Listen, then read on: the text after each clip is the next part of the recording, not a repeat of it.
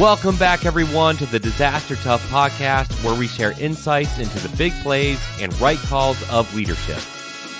We dive deep into the stories, lessons learned, and ideas that will help you in the field. Let's go. Welcome back to the Disaster Tough podcast. I'm your host, John Scardina. I am so excited for this episode. We get to talk about all things emergency management, from trying to innovate the field all the way through how Arizona State University operates. I have the great pleasure of talking to Senior Director of Emergency Management, Denise, who's going to be coming on here.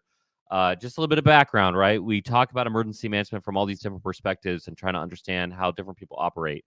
Well, if you have emergency management in the public sector, i.e. at a county or a state, and they're trying to transition over to something like a university, the needs can change, right? And you still have decision makers, you still have everybody that gets involved in that process. However, you need to learn how to operate in those different environments. As a Senior Director of Emergency Management, Denise is just killing it over there. So I'm very excited to have her on the podcast. Denise, welcome to the show. Hey, thanks for having me. All right. So just for everybody's situational awareness, let's talk about the scope of your current job and some of the big projects that you're working on. All right. So here at Arizona State University, we are a global entity or a global enterprise. So my small team of 3 handles emergency management for the entire enterprise. That covers all 7 of our true campuses, if you will, and then all the additional footprints that we have. We're talking like Bermuda, we're talking DC, LA, Havasu, China, Hawaii. So you're all over the place. You have a team of 3. That seems like a lot to manage, especially as you're dealing with other campuses outside of the U.S. specifically, or even the CONUS. How does culture play into the decision making? Do you get to make decisions for all campuses wide, or do you have to adjust based off of the different areas that you go to? So we don't make decisions. I'll start there. So emergency management, we provide advice and they provide consent, if that makes sense. What we provide is option, right? And I said that right. We provide option and then they make their choice. But it does very much, we do have to be very much chameleons as we deal with people, because, everywhere you go is a different culture. So a different workplace culture. They care about different things. Obviously, we talk about the all hazards approach all the time. Bermuda's hazards are obviously going to look a heck of a lot different than Tempe. And I appreciate the fact that I just said heck, because that was not what was going to come out of it. Good job. Yeah, very proud of you. No need for the music there, but yeah. As you're dealing with these different cultures, different climates, and stuff like that, I love the chameleon approach. We kind of joke around on my team, what animal would be the best animal to represent emergency management. And I always say like a blue whale or something super obvious, but there's a whole thing about that. But the reality is the emergency managers that I see that struggle the most can't operate outside of what they've been given as a template. I believe in standards, but they're well, this form, I need this form. You're this doesn't make sense for the organization that you're working with. Case in point, an IAP. Everybody loves incident action plans, and I get it. But the actual real intent of an IAP was created by a federal agency in order to have a legal document between them and the state. So when we take the document and we said, well, incident action plan, that means I need to have a plan for my incident and my actions, and they try to pull it into a university, all of a sudden they have to start bending it so much that it doesn't work anymore, but they can't operate outside of that. Do you find that to be true for yourself, or how do you fit within I don't know, best practices versus trying to create innovation? Where do you fall in line with that? So I came to ASU solely because I was allowed to innovate in this field. I am allowed to try new things. as long as we fail fast, right? And then I'm not just trying new things here in Tempe or new things in a singular campus. I get to try that on a global scale, which I think is important, not just for us, but then I can push that out and have that proof of efficacy, if you will. That was a big word, and I'm proud that I didn't.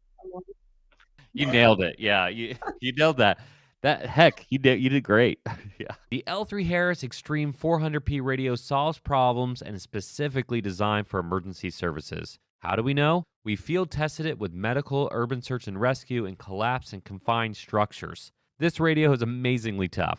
Check out the L3 Harris Extreme 400p radio at l3harris.com right now. How do you spell Doberman Emergency Management? EOP, OEP, HVA, HMP, Thyra, TTX, Drone, PDA. Whenever you need an expert, Doberman Emergency Management field experts are there for support. Contact an expert at DobermanEMG.com today. CBRNE Convergence, the world's largest conference for the non-conventional threat, is heading back to Orlando between October 28th and 30th, 2024, with 3 days of workshops, lectures, and interactive sessions delivered by speakers from around the world on the latest issues and approaches to CBRNE and hazmat. Make sure to claim your early bird discount by registering now at cbrneworld.com/event/Orlando. So you had to bring in IAPs. If there is any document that makes the least sense to me in outside of a government function or a massive disaster, right? We're talking like a wildfire affecting, 10,000 people, right? Or more. It just doesn't make sense. It doesn't make sense to me. I came here and IAPs were, we have IAPs here that go back about 10 years and they're in binders like, 5-6 inches thick for a single IAP or a single event. So the first thing I did was cut that out, which is not a popular opinion, right? But what I did was I created usable documents, right? I got with the stakeholders for each of these events or incidents, and we talked about, hey, what information do we need most, right? What do we need in I try to make everything a one-page document. That's always the goal, right? Especially if it's something that you're going to need in an event or an incident. What do we need on a one-page document that we can pull out and actually use that? That is your incident action plan, right? And so that's what we've been doing for the last year or so, and it's actually worked really well. We've come up with new ways to communicate. We've ensured that everybody has a readable, usable document. And it operates just like an IAP would, right? Where it changes, right? We're able to make quick adjustments, train people out as we need to. It just makes sense to us. Yeah, the whole like bricks on a shelf that we all know no one ever reads, but we want to justify ourselves. I once saw somebody write, so there's like 100 definitions for emergency management. We have our own as well.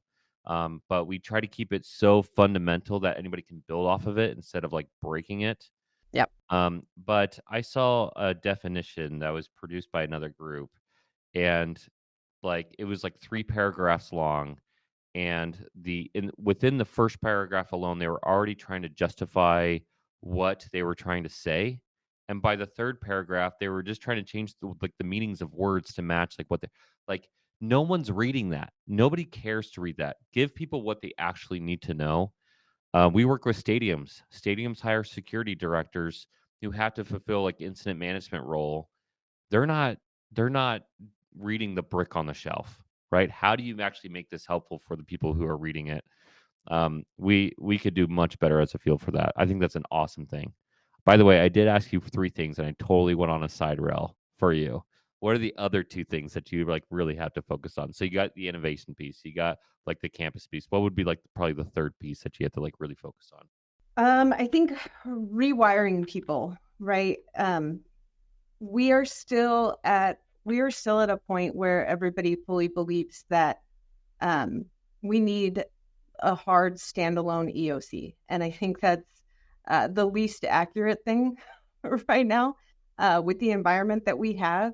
You you can't require people in an emergency to drive 90 to get to an EOC within 20 minutes after an incident so that decisions can start to be made, right? So we've gone full virtual. I think I've stood up my hard EOC maybe 3 times, and it's for, like VIP, whatever, something we know is coming, right? But to be fair, like our EOC sits in a weird spot that's kind of like in the way of our responders, which also doesn't help, right? Yeah. So we switched, we moved everything to a virtual environment, and it was interesting because everybody had a lot of heartburn when I started doing that. By the second incident, and I'll get into how many incidents we have here in a second, but by the second incident, I had been here maybe like a month or a little less than, and the participation, there was no longer like a block to participating in these IMTs, right? They were still able to continue to do their job. IMT, incident management team. They were still able to continue to do their job. They were able to be face-to-face with their teams between meetings to make sure that things were getting done, right? And they were reaching their goals for that operational period or whatever the case may be. So I think what we saw were a lot of silos breaking down. So I went on essentially a hearts and minds tour around the enterprise. And so far it's worked out pretty well. The number of incidents we have here, I think, would rival anywhere you've ever been. And they aren't small incidents. We're talking moving or rehoming 700 students on a Friday night, right? We're talking loss of power to 7 or 8 research facilities all at one time, and how do you manage that, and what does that look like, and how do we continue to operate, and who do we bring into that room, right? Because everybody automatically thinks, oh, research, well, we just need the faculty members. No, so I get to provide that brain power and see that bigger picture for them. Yeah, I think I went way beyond what you asked. No, I love it, actually. I was just thinking as you were walking through it, the kind of like what you're saying without saying is like, and we really need to call this out, like on this podcast and maybe around the field, especially. It's like there's so much waste because people inherently build in systems and they grow those systems without ironically doing a really great after action report and saying, hey, is this actually necessary? Like, what is the actual goal of an EOC, whether in person or virtual? And your goal in an emergency is life-saving, life-sustaining. Like one of those 2 missions. Either you're a first responder, fire, police, EMS, got a bleeding control, or you're doing reunification, getting families back together, like the whole deal. It's like one of those 2 missions. And ultimately, you need decision makers in the room who have the authorities to make those calls and coordinators who help pull that together. So it's like, I mean, we said it even earlier with like the stadium, security directors, right? There's a whole lot that we can bring in there. I once saw an emergency operations plan for a stadium that built out an entire like incident management team, like true like national IMAT level planning, operations, logistics. I'm like, dude, you got the head of security in your C-suite. Those are your decision makers. Like, who's become your ops chief? Like, what? Like, it doesn't make any sense. Like, so I think a good reminder for people listening here is everything you're doing, try to fall back on these 2 concepts. What is the end result that I'm trying to look for? And am I actually helping? And are those 2 things, if you can't break against those 2 things, then it is waste. Make your life easier. People talk about burnout all the time, but then they tell me about their projects. I'm going off on a tangent now too. And I'm like, nobody cares about that project outside of you. And if you're not getting buy-in anyways, if you can't do the hearts and minds mission and get that like traction, then you're not helping yourself out or anybody else out. So, life-saving, life-sustaining, is it helpful? Or are you coordinating that help? Absolutely. And She I'm agrees not with me, agreeing. everybody. I'm not I'm not agreeing just for the sake of agreeing. You everyone, as they move into a position, right, the very first thing they do is they look at everything they have, right?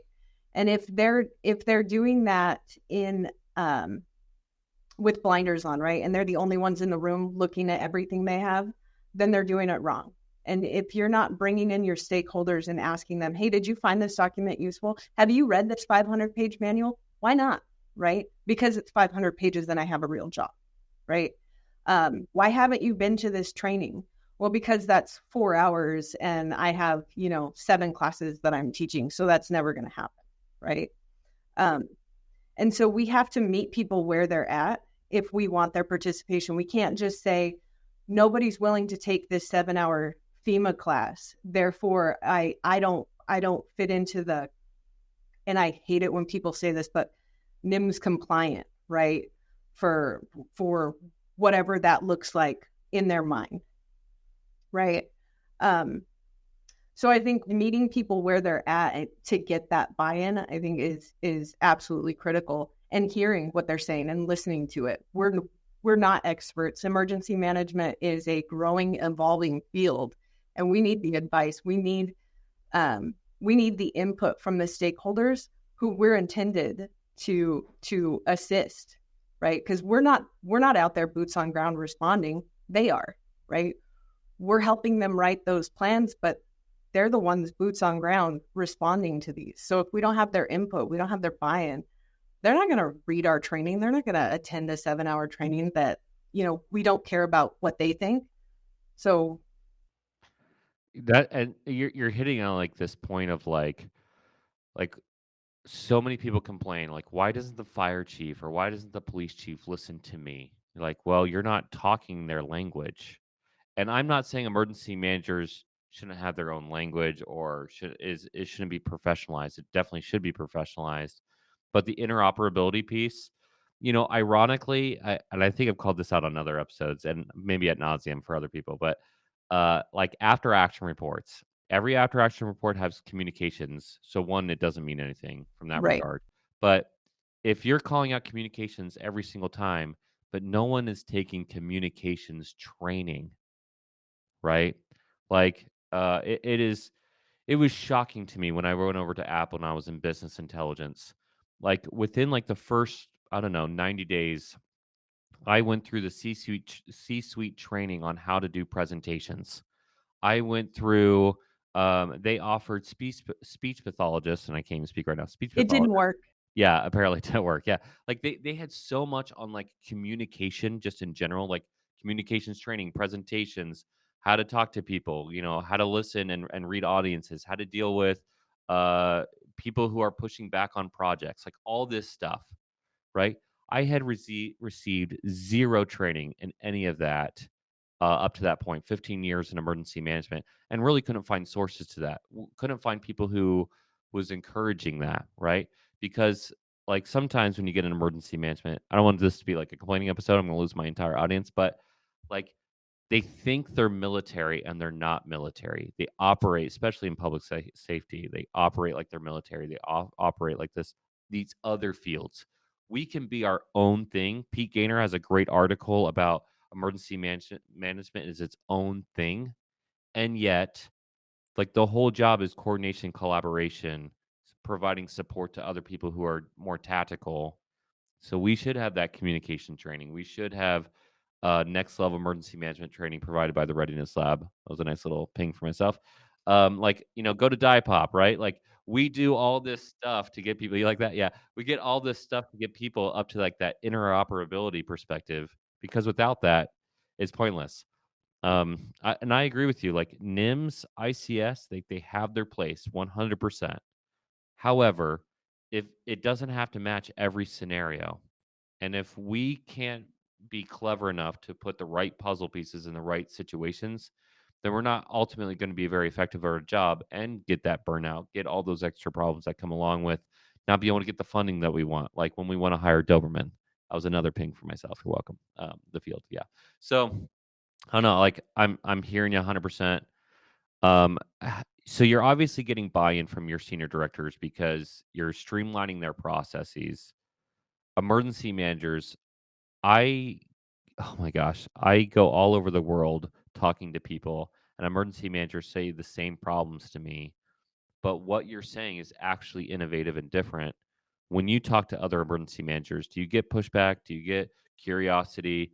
Like what's the ratio? Because sometimes I get like the amount of pushback of like saying like, "Hey, we should come up with our own like branding for EM." They're like, "How dare you?" You're like, "All right, like breathe here for a second." Do you find the same thing? I don't know where you at.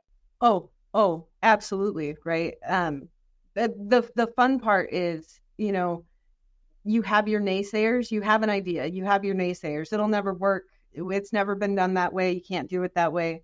And then you go do the thing, and then they're like, "Hey, do you have a copy of that product? Just, we may want to use it over here." That's usually how those conversations kind of go.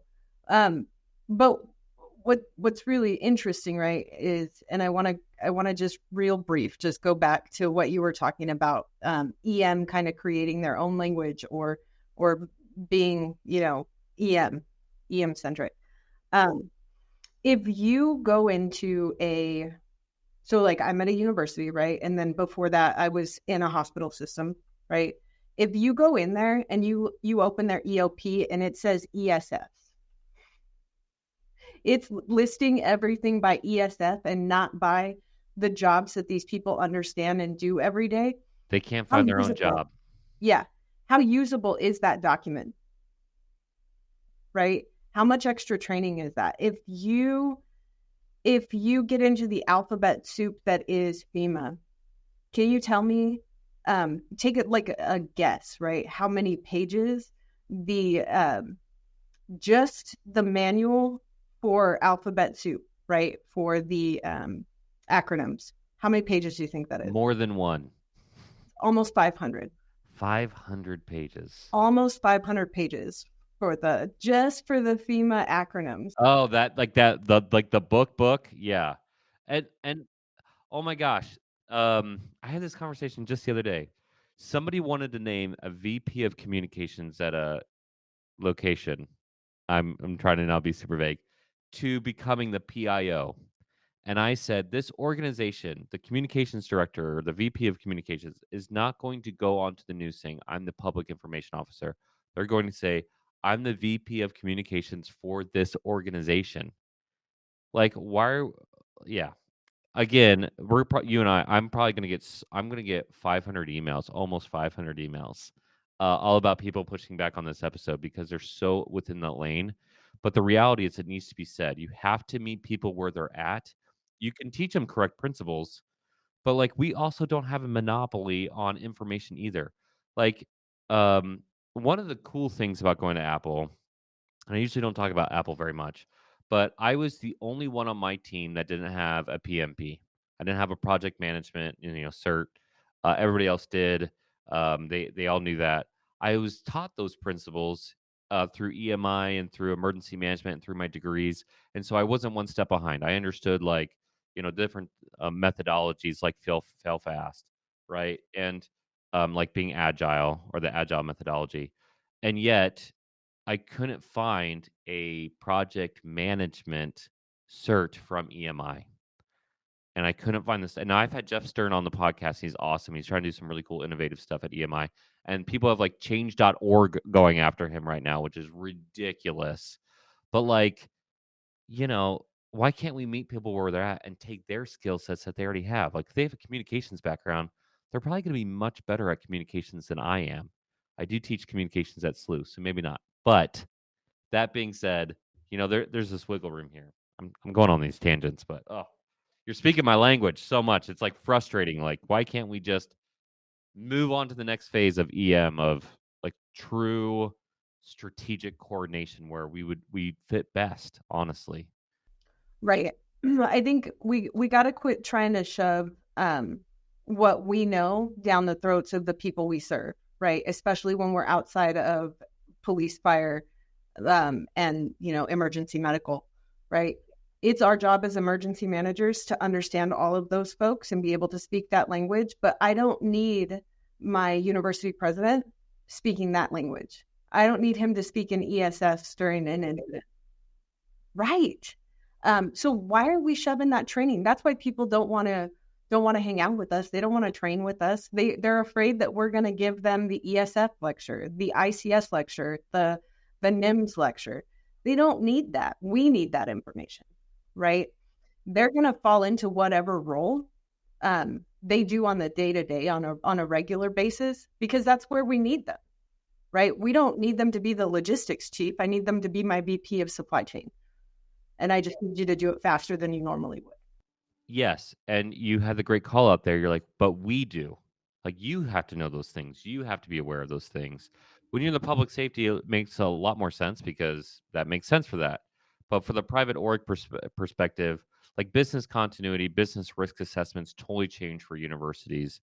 They're very different for national labs. Like invaluable research, negative 80 freezers. Like there is simply like that or nothing, and it took me a long time working with PhDs, and I call them the smartest dumb people I know, but but like the reality is, like, they're hyper focused on one thing, and they've spent like all their time, their passion, their energy into this thing, and then I'm coming out of left field saying, I need you to take ICS 700, and they're like, what?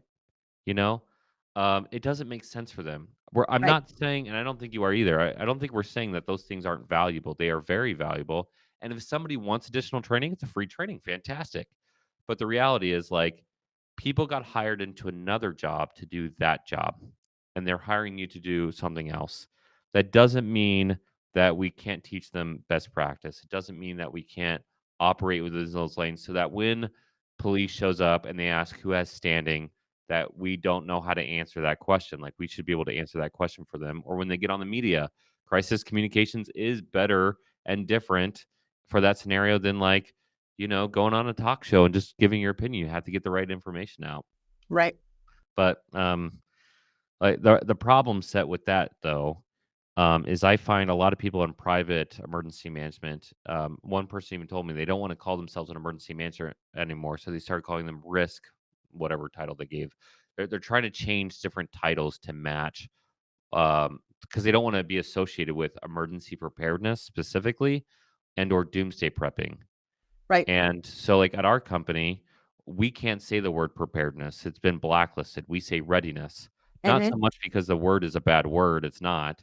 But the connotations and working with our stakeholders is so important to us. Like, we want them, like, readiness is such more an interactive, approachable topic than, oh, you want me to do stockpiling? Like, that's Right. not what we're saying. So, I don't know, meeting people where we're at, but also best practice. There has to be a combination of those two for sure. Right. If we could just teach best practice to these folks, but in their language, we got to start speaking their language when we want them to learn something. I had a boss. I love him to death, Jeff Alderdice. I've called you out before on this podcast, which you haven't come on yet, and I know you listen, so you're a jerk. But we would fight. We fought over this for months, and ultimately he won. One, he was my boss, but I actually agreed with his final point. But we would tell people to go to the mustering location. Go to the mustering location. Go to the mustering location. I'm like, nobody knows what that is. So you're not actually helping people evacuate these freaking buildings. We would go back and forth. And I was pretty young in the field, and he was like, Purple Heart, like, just awesome dude. He's a bad person. But the reality is, he said something to me that really stuck with me. And another boss that I really love, Rodney Melsick, they said words matter. Mm-hmm.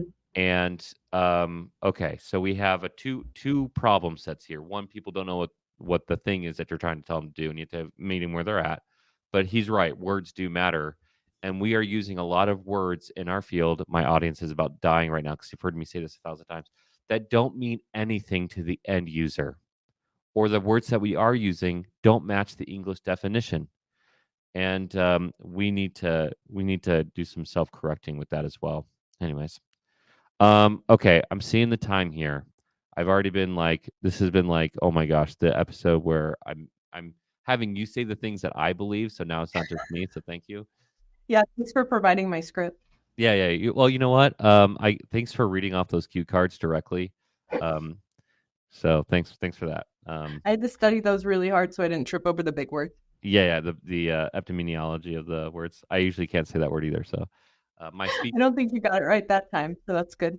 Yeah. I've been practicing. Thanks.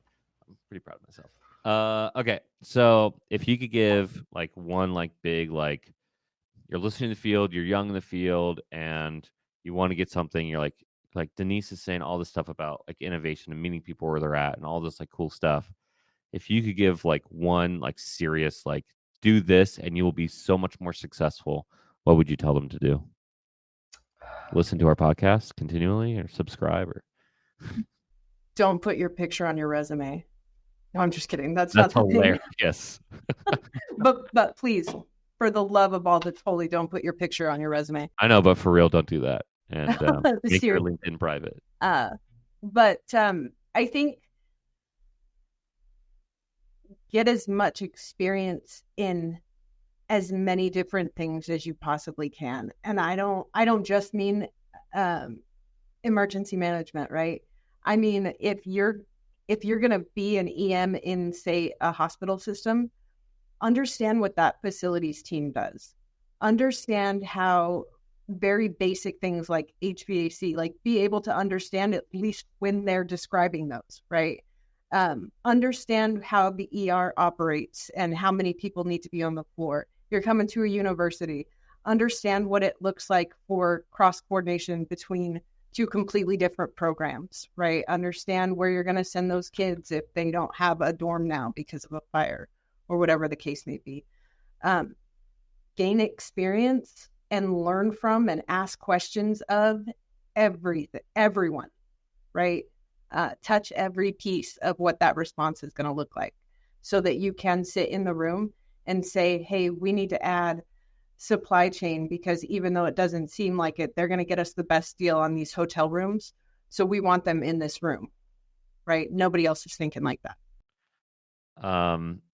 What's fascinating about what you just said was that Chris from Stanford University was on here. Vanessa Flores from UCI was on here. We've had a couple other people from different types of orgs, but those two specifically are at universities, and their advice was the same. So I'm glad you read their cue cards as well. But like, be an interesting person. Like Right. nobody wants to hear about your job all the time, and like forcing or shoving down their throats like your thing. Like, just be like curious and interesting, and who knows? Like, you actually might be much more interesting to talk to. The best project I ever got done was, or at least probably the most successful for trying to get things done, was at the National Cancer Institute. I built an augmented reality sandbox with a buddy of mine who was a huge geek, super cool dude. And it was for an Earth Day event. And we moved the sand around, and the colors on the sand would change, and it looked like it was raining. And we'd say, where do you build your house? It was really simple. But the director's kids were there. He didn't care about emergency management at all. And all of my projects were approved after that. And he would talk to me about things like, Earth Day. He would talk to me about things like, how did you build that? And he's just a curious person about all of the things. And that's how I got him. And I think there's a lot of wins of just trying to do cool things, And so, senior director of ASU, you're doing cool things, obviously. So, Denise, thank you so much for coming on and talk to me today. Hey, thank you. It wasn't the worst. Hey, welcome to the podcast. It's not the worst, but we're pretty close. All right. If you got something out of this podcast, if you didn't think it was the worst, you got to give us a 5-star rating and subscribe. We say that every week. If you've done something innovative, or if you're trying to meet people where they're at on where you're at, we would love to know about it. Put it on social media, all that fun stuff. We have Die Pop coming up October 22nd through 24th. A lot of cool things. We're going to be blowing some stuff up with Ampapar and L3 Harris and a bunch of cool other groups. So make sure you come out there, and we'll put that all in the show notes. So we'll see you for the next one. Peace.